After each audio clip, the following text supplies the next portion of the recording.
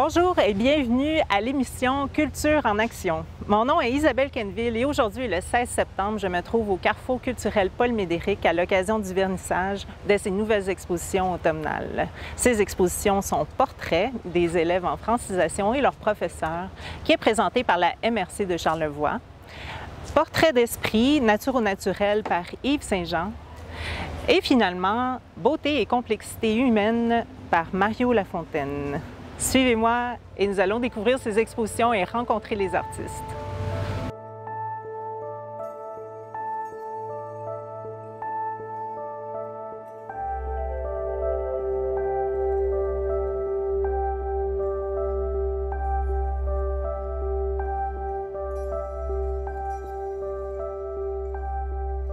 Nous sommes à l'exposition Portrait, un projet présenté par la MRC de Charlevoix.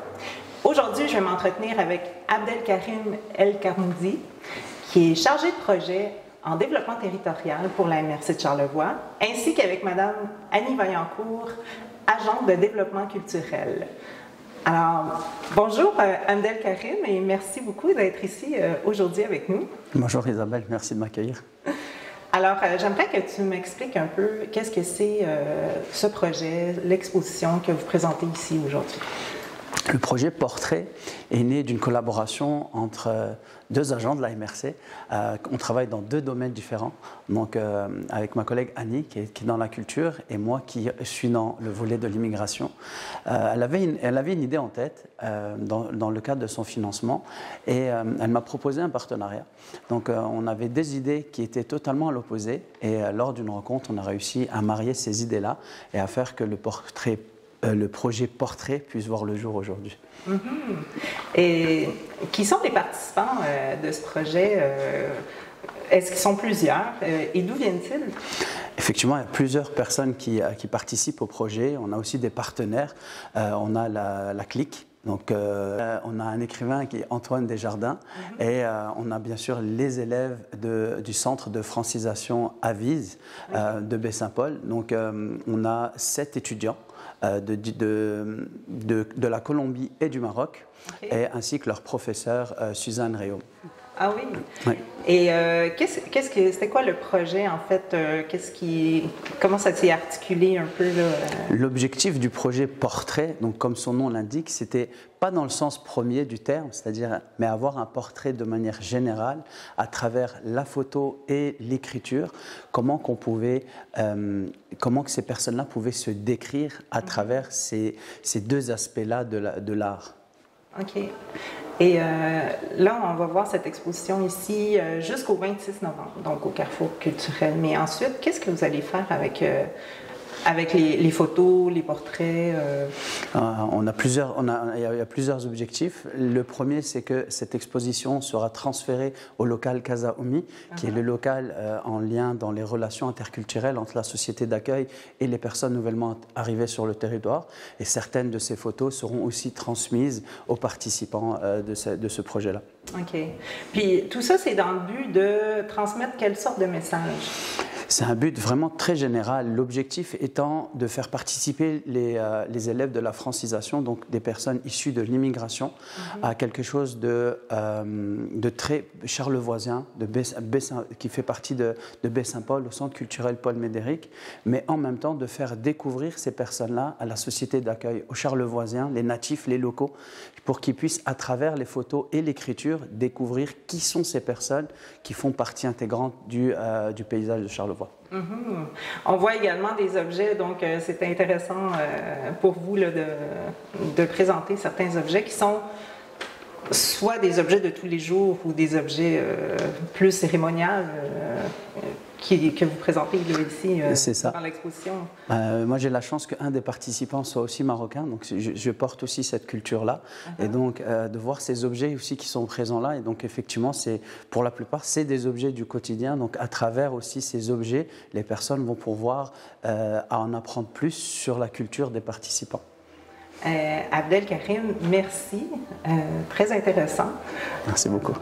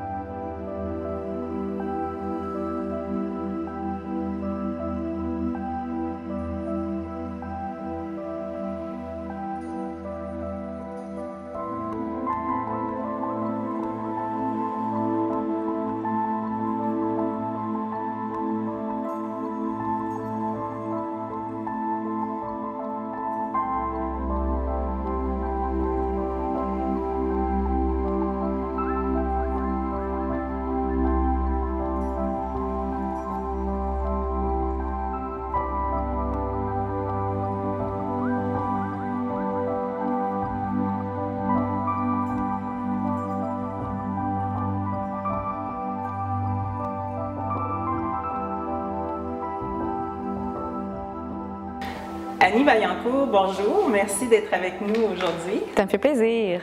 Annie, pour continuer à parler de ce projet, est-ce que tu peux m'expliquer concrètement quelles ont été les étapes pour en arriver jusqu'à l'exposition qu'on peut voir aujourd'hui? Bien sûr. Donc, comme le disait Abdel, on a jumelé nos deux objectifs, puis on est arrivé en fait à un concept de projet. Donc, ce qu'on a fait, c'est qu'il y a eu une première rencontre directement dans la classe des étudiants en francisation, de manière à leur parler du projet, puis à les inviter à y participer. Puis c'était vraiment totalement libre, les gens pouvaient souhaiter en faire partie ou pas. Donc, c'était vraiment sur une base volontaire. Donc, les étudiants intéressés ont levé la main.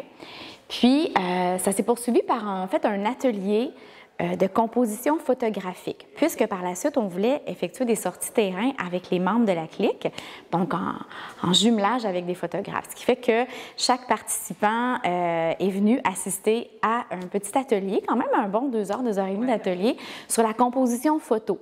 Donc, éclairage, lumière, couleur, personnage, cadrage, etc., pour se préparer. Puis ensuite, ils avaient à réfléchir sur les thèmes, les objets, sur le message, en fait, qu'ils voulaient traduire à travers les photographies.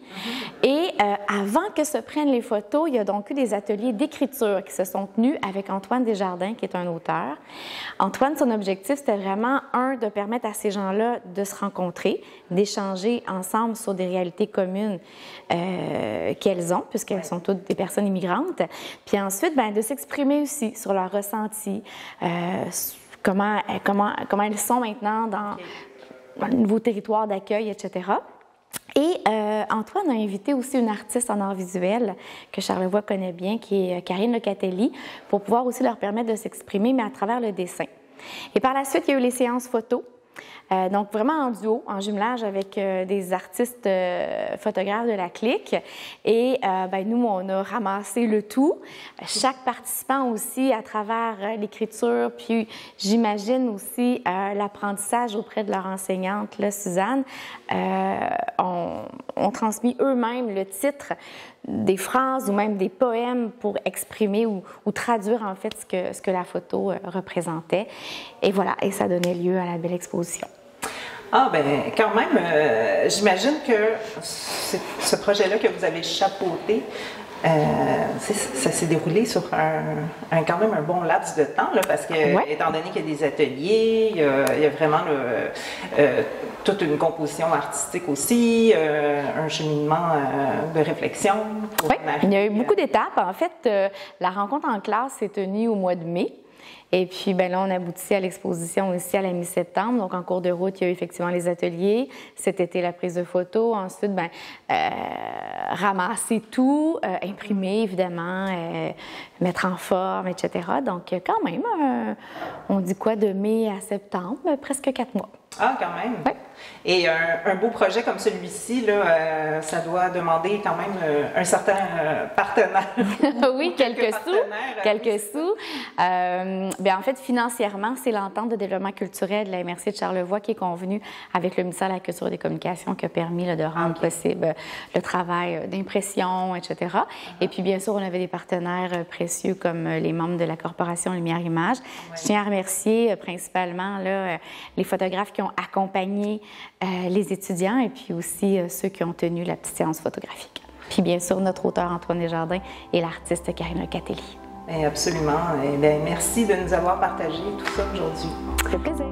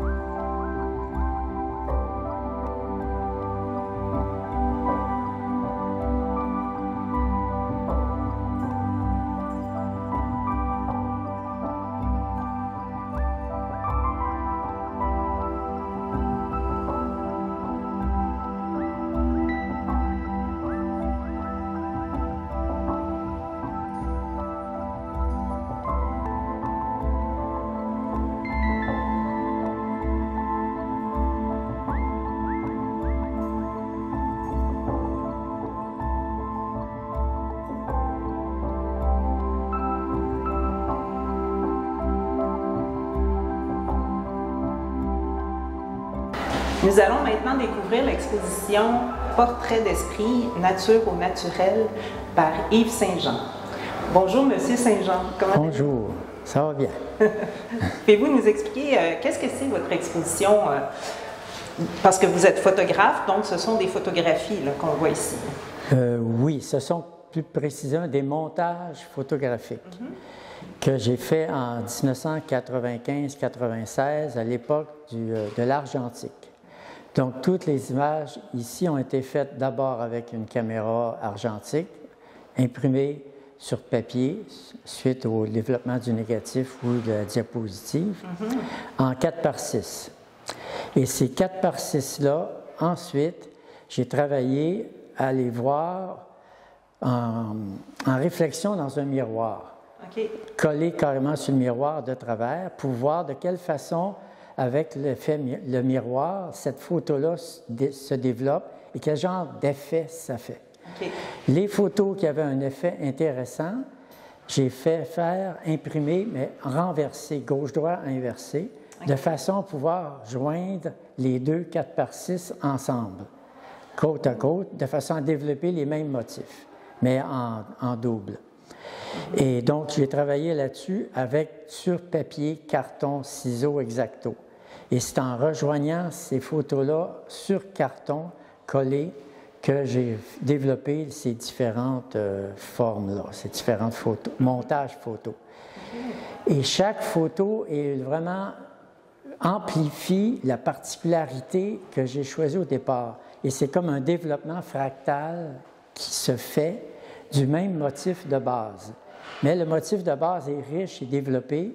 Et finalement, j'ai appelé ça des esprits parce qu'on voit beaucoup de figures, beaucoup de visages, des corps d'êtres tout à fait inhabituels, inusités, mais qui sont tous inspirés des plantes.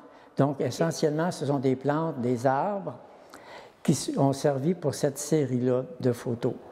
Dans la région de Joliette, les érablières à Joliette, et aussi des jardins potagers biodynamiques je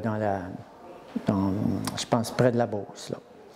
Donc, c'est ces deux. Ça, ces prises de vue-là ont été faites en 92, 93, 94.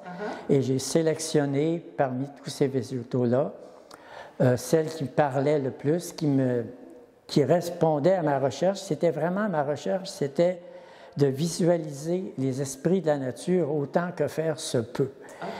Donc, toutes les prises de vue ont été faites dans cet esprit-là de révéler des esprits de la nature. Donc, ce qui fait que les compositions que j'ai faites des images n'étaient pas dans le sens d'une belle image, esthétiquement équilibrée. C'était essentiellement pour tracer, trouver des esprits. Donc, je ne m'occupais pas de l'esthétique du tout lors de la prise de vue. C'était pas pour faire des belles photos. C'était pour trouver des esprits. Et de là, après, est venu le processus du miroir qui m'est venu à l'esprit après pour les trouver dans les photos prises.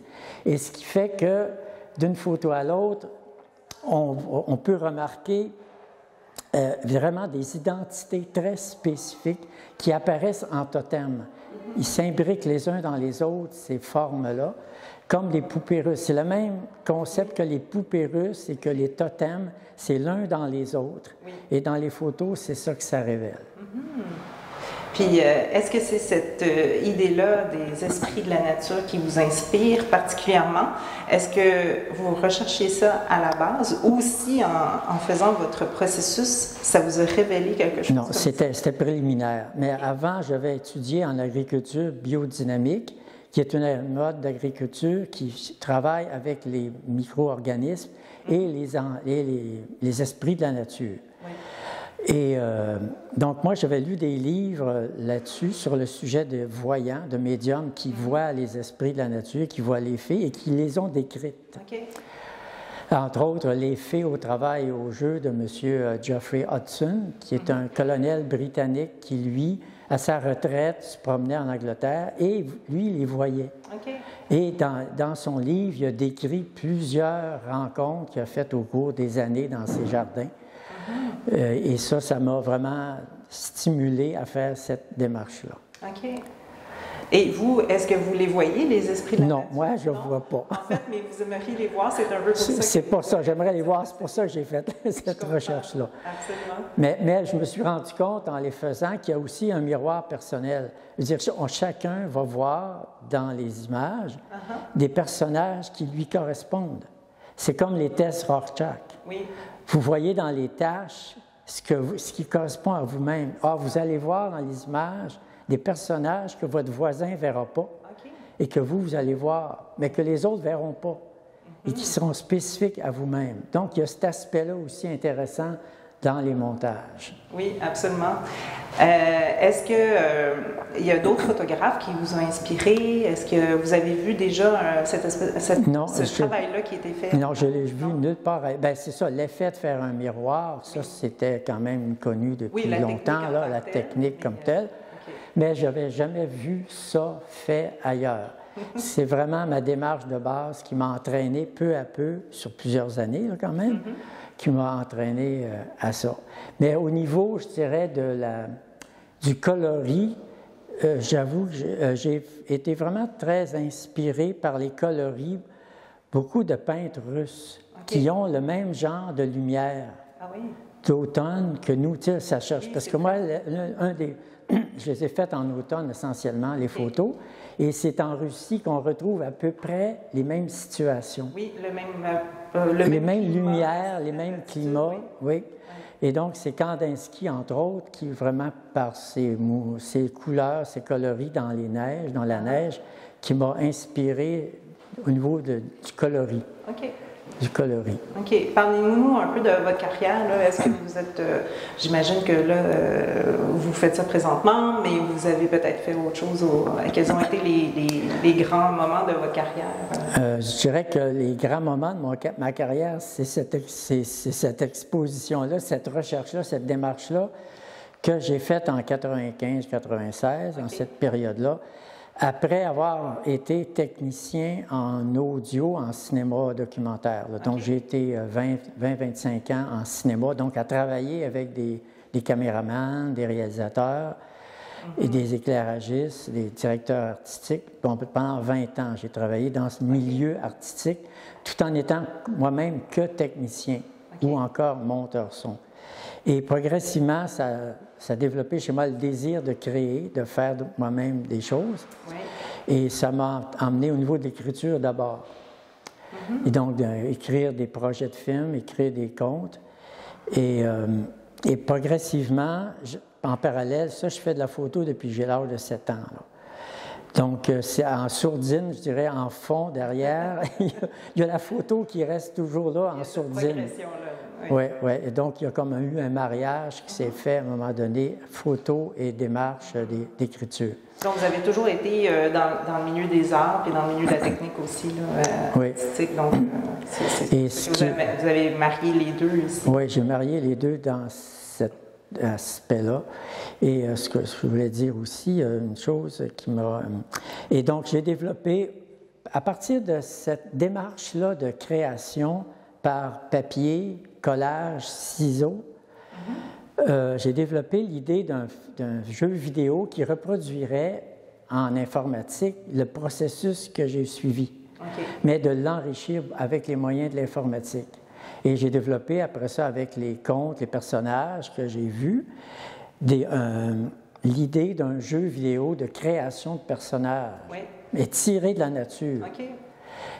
Mais malheureusement, ce projet-là de jeu vidéo n'a jamais vu le jour. Ah, bien qui sait, il est peut-être dans un tiroir qui va se réouvrir un jour. Oui. Ensuite, est-ce que vous allez présenter cette expo-ci ailleurs? Qu'est-ce qui s'en vient pour vous? Donc, cette exposition-ci, je prévois la présenter à la Bibliothèque de la Malbaie l'année prochaine. Les dates ne sont pas encore définies. En 2024, là. Parfait. Les dates ne sont pas connues encore. Parfait. Mais j'ai d'autres projets que je pourrais éventuellement exposer. C'est un projet de photos là, simple. Il n'y a pas de montage. Sur les algues de la Malbaie. Ah, bon, bien peut-être qu'au Carrefour culturel, on va présenter ça. Peut-être qu'ils seraient intéressés. Restez à l'affût. Eh bien, merci beaucoup, M. Saint-Jean, et félicitations. C'est une très belle exposition et on voit que c'est énormément de travail. Bon, merci.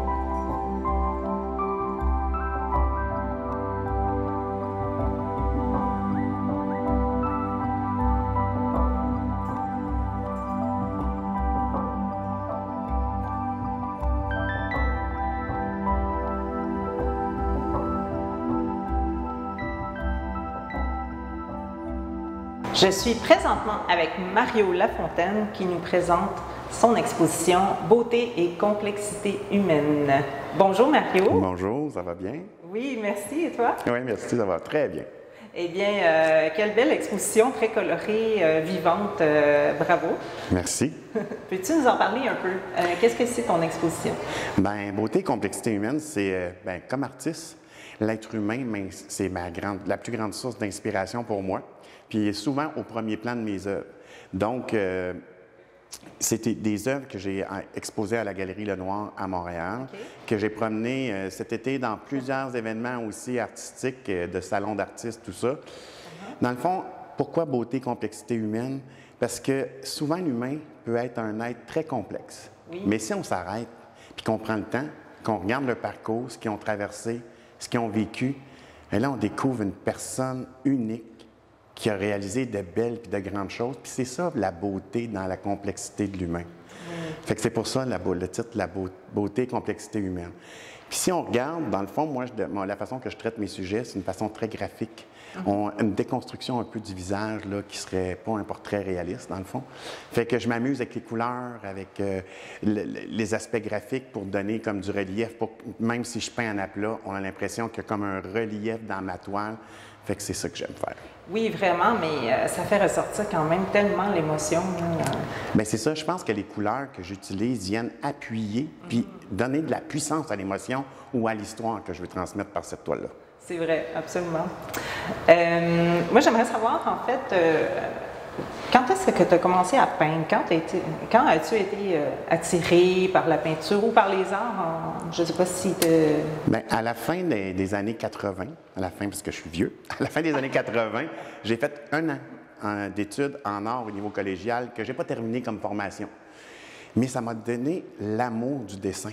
Puis pendant longtemps, je me suis exprimé seulement par le dessin, puis je faisais du portrait très réaliste. En 2006, j'ai décidé de troquer mes crayons pour un pinceau. C'est l'acrylique qui est devenu le médium que je voulais exploiter. Puis là, j'avais comme le goût de casser ce côté-là très réaliste, la perfection, tu sais, aller chercher la petite touche finale qui va donner le côté parfait à la toile. Là, c'est là que je me suis mis à déconstruire un peu. Puis depuis 2006 que je peins, mais c'est seulement depuis 2018 que j'ai eu le courage de sortir et montrer mes œuvres au public. Sinon, avant, c'est seulement les amis et la famille qui avaient accès à mes œuvres, oui. OK. Pourquoi tu trouvais que c'était pas assez beau pour exposer? Je sais pas. C'était pas comme ça. Tu sais, je le voyais, j'en faisais, mais plus de façon aléatoire. Puis en 2018, là, je me suis ouvert un atelier ici. Au centre commercial avec une autre amie artiste. Puis c'est là que j'ai décidé de sortir. J'ai créé des expositions, des collections pour des expositions et j'ai décidé de sortir au public. Ah, wow! Bien, on est bien contents. Merci. Est-ce que tu peux me parler un peu de ton inspiration? Est-ce qu'il y a des peintres ou d'autres artistes qui t'inspirent? Bien oui, on va commencer par les plus anciens, dans le fond. Picasso. On comprend pourquoi, hein? Parce que pour ses portraits, la déconstruction des visages, tout ça, ça m'inspirait. Déjà, quand j'étais dans le réalisme, là, en dessin, ça m'inspirait beaucoup. Après ça, on irait avec Andy Warhol pour les couleurs, le côté éclaté, le pop art, tout ça. Après ça, j'irais avec Zilon. Dans les années 80, à la fin des années 80 aussi, en même temps, j'ai connu Zilon à Montréal, un des pionniers là, du graffiti sur les murs. On le voyait dans l'est de Montréal, là, son personnage partout. Ça m'inspirait aussi. Puis plus actuel, il expose, il est chez la galerie Beauchamp. Je dirais Sébastien Larochelle. Assez pop art, assez urbain. Son nom d'artiste, c'est I Stay Mute, mais Sébastien Larochelle, c'est une bonne inspiration pour moi. OK. Donc, c'est vraiment des artistes que toi, tu regardes et tu te dis, ah oui, ça, je m'identifie un peu à ça. Oui, bien, ça me parle. Ouais. Ça te parle beaucoup. Ouais. OK. Puis, dans ton inspiration, est-ce qu'il y a autre chose qui t'inspire? Parce que là, c'est sûr qu'on voit beaucoup des personnages, des portraits, en fait, mais est-ce qu'il y a que ça qui t'inspire? Ou, souvent, c'est plus ça. Mais j'aime beaucoup les accessoires aussi. Tu sais, je peux peindre des choses là, comme des accessoires qui vont donner un look urbain, des espadrilles suspendues, des choses plus du quotidien qu'on utilise qui pourraient m'inspirer. mais la majorité du temps, c'est beaucoup l'humain qui me parle et qui... je vais le mettre sur des skateboards, je vais le mettre sur des choses plus qu'on utilise au quotidien, mais c'est souvent l'humain qui est ma plus grande source d'inspiration. OK, parce que c'est ça. Ici, en fait, il y a une exposition de toiles sur Canva, mais il y a également là, 2 planches skateboard. Puis ça, est-ce que c'est seulement des commandes ou si tu en as... Non, j'en fais de façon régulière parce que j'aime vraiment peindre sur des choses. J'ai déjà fait des tables aussi avec une... Oui, j'aime ça peindre sur d'autres matériaux là, qu'on utilise plus au quotidien qui peuvent devenir une pièce d'art, mais qu'on va utiliser. Oui, c'est vrai. Ouais. Parfait. Est-ce que tu travailles seulement avec l'acrylique? Un peu l'aquarelle, mais je travaille aussi encore le dessin. Je suis toujours un amoureux du dessin. Fait que là, on parle de d'autres choses. Là, je travaille le fusain, le graphite, les crayons feutres, les encre alcool. Je travaille beaucoup d'autres médiums, mais sur les canevas, beaucoup l'acrylique et un peu d'aquarelle. OK. Puis, est-ce que tes dessins sont toujours aussi parfaits? Non, maintenant, c'est ailleurs. Oui, c'est ça. Beaucoup, mais tu sais, quand on regarde mes toiles aussi avec les couleurs, l'inspiration de la BD, c'est presque de la BD. Oui. Fait que je fais beaucoup de BD, tout ça en dessin. C'est ça que j'aime beaucoup. Ça, une belle BD, là. Ouais. Super intéressante. C'est dans des projets à venir. Ah, ben c'est bien. Justement, tes projets à venir, parlons-en. Qu'est-ce qui t'attend? Bien là, ce que j'aimerais vraiment dans les 2 prochaines années, c'est vraiment toucher peut-être plus le marché aussi anglophone. Commencer par le Canada anglais. L'année prochaine, j'aimerais ça faire quelques expositions à Toronto, peut-être Vancouver, j'ai un ami artiste là-bas. Parce que je me suis rendu compte en faisant des salons à Montréal que les anglophones étaient aussi attirés dans mes kiosques. Le côté coloré leur parlait beaucoup, le côté pop art. Donc, j'aimerais ça exploiter ça et peut-être aller... essayer de séduire quelques galeries qui vont à l'international, Miami, New York, parce qu'il y a des beaux secteurs là, que mon art irait très bien. Qui sait?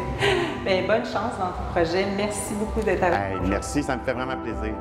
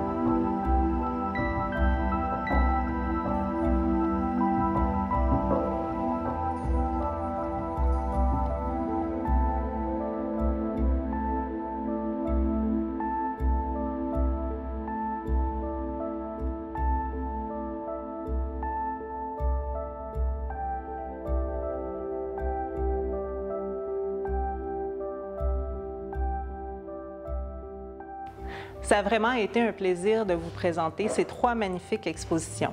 Je vous invite à venir les voir au Carrefour culturel Paul Médéric. Jusqu'à l'Action de grâce, le Carrefour culturel est ouvert du mardi au dimanche de 10h à 17h. Après ce congé férié, il sera ouvert du jeudi au dimanche de 10h à 17h toujours. Finalement, je vous souhaite un bel automne et je vous invite à venir profiter des couleurs à l'intérieur comme il y en aura à l'extérieur.